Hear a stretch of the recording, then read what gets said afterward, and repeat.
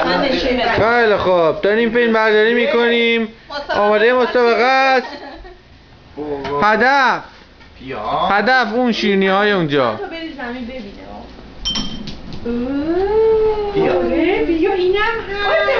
میبینیم که آماده میخواد بشه برای ریس. برو دیگه بابا، 20 ثانیه گذشته. ای بابا هیچ اصلا عکس العملی نداره. پاشه فقط تکون میده. مسابقه من شروع نشده. شروع به حرکت میکنه.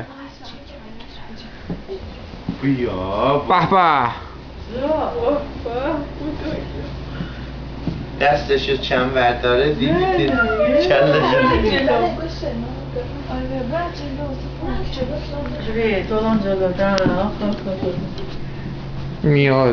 میاد جلو و میرسه.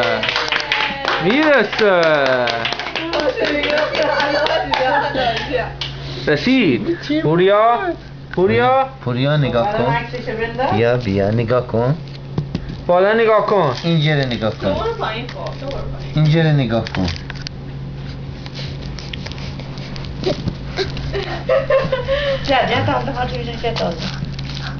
خب یک بار دیگه بکنیم.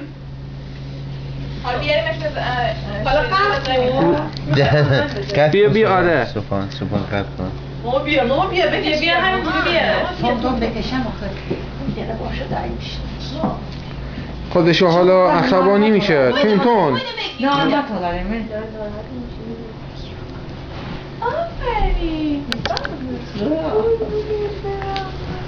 مشکل içinde var ya. Kellesini küme var ben geçeceğim. عجله گرد میفته. بابا صورت کله میذاره. Tipi duşa bak. Eller zaten gördün. O televizyonda görürdün mü Öner Uşak geyiciydi değil ya. Elin düşücü uzun boy. Bu çok artık kızın el altında.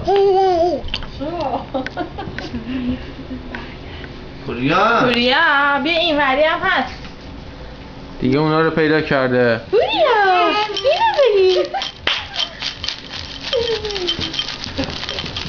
اینو ببین. فکر کردین من کلک میخورم؟ عمرم.